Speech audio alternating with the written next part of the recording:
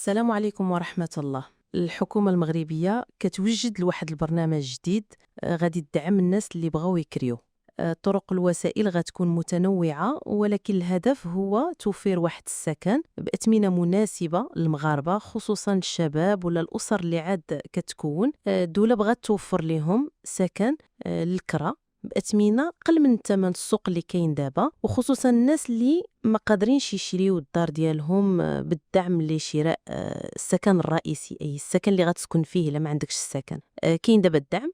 الدولة دايره واحد المشروع، واحد البرنامج من هنا ل 2028، وغالبا غادي تزيد تمدو للحكومة القادمة، سواء بقات هذه او جات حكومة اخرى. هذا البرنامج ديال الدعم السكن مثلا شي بارتما ولا شي دار قل من 30 مليون 30 مليون تحت كيعطيوك 10 المليون، ولا الا كان 30 مليون حتى 70 مليون كيعطيوك 7 المليون. هادي باش تشري. دابا البرنامج جديد غيكون باش تكري وتداخر، اي تجمع الفلوس باش مستقبلا تخرج من الكرا وحتى انت يكون عندك استطاعه انك تشري دارك. لذلك وزاره الاسكان دارت واحد الطلب ورصدت له 350 مليون باش يدار واحد الدراسه للسوق المغربيه والاحتياجات ديالها والطرق والاليات اللي يمكن يتعطى بها الدعم ديال الكرا، سواء طرق مباشره او غير مباشره.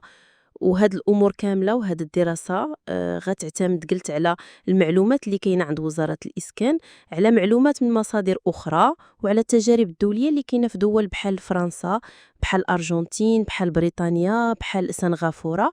وغيديروا مقارنه ما بين هاد التجارب وشنو يمكن يتطبق منها في المغرب.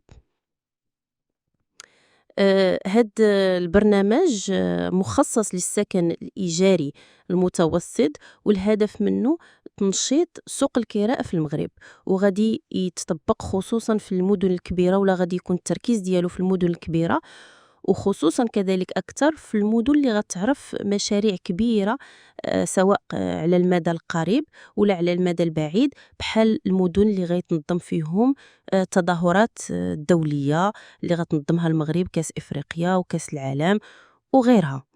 الدار البيضاء والمحمدية، سلا رباط وطنجة وأكادير ومراكش، هاد المدن وغيرها.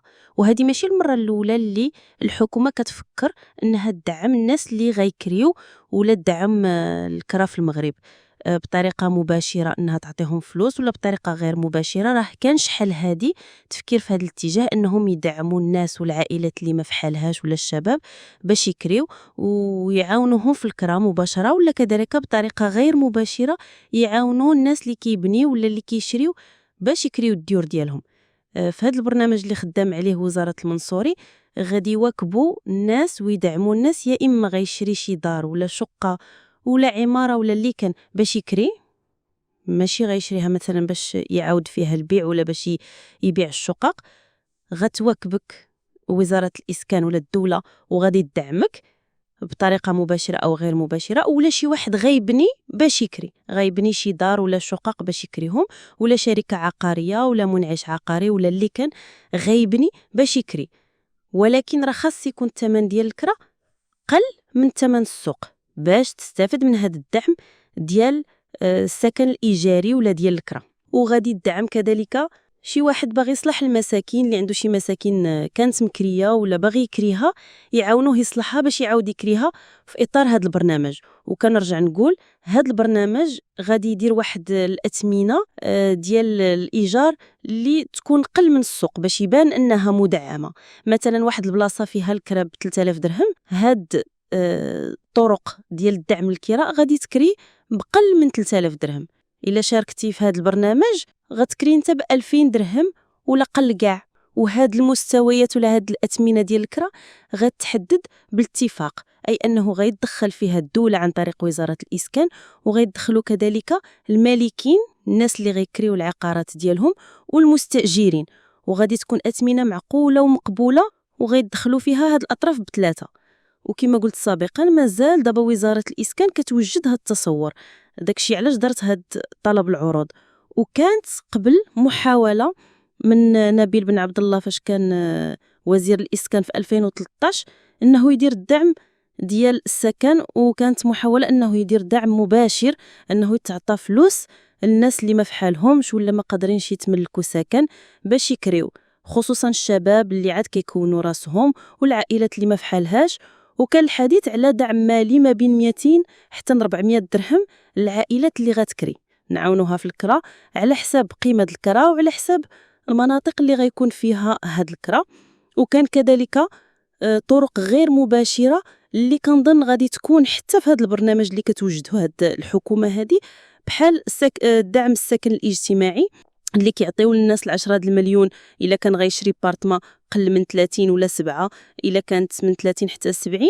كانت الدولة قبل كتدعم المنعشين العقاريين وكتقول له غتصاوب انت هذا الضرب هذه المقاييس وغتبيع للمواطن ب 25 مليون، وديك الضريبه اللي كتخلص نتايا غنعفيوك من الضريبه باش هذا السكن يتباع ب 25 مليون. ولا حتى السكن ولا شقق السكن الاجتماعي اللي كانت ب 14 ولا 18 مليون، فالدوله كانت كتدعم هاد المنعشين العقاريين، كتحيد لهم الضريبه باش هما ينقصوا ديك فلوس الضريبه اللي تحيدات لهم للمواطن.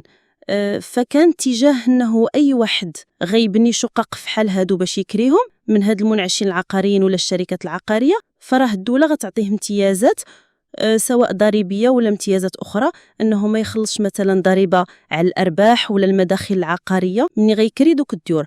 او اي شركه اخرى هي باغا تشري دوك البارتمات من عند هذاك المنعش العقاري اللي بناهم، تشريهم بالدعم وتكريهم، وغادي تعفى هاد الشركه ولا هاد الجهه اللي كتكري دوك البارتمات من الضريبه على المداخل العقاريه وحتى الضريبه ديال الارباح ديال هاد الكرا.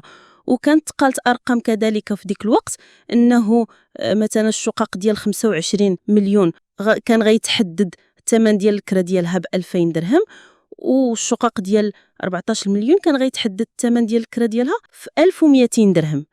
كان كذلك غيدار واحد الصندوق ديال ضمان الكراء باش الا شي واحد ما قدرش يخلص الكرا هذاك الصندوق يخلص في بلاصتو.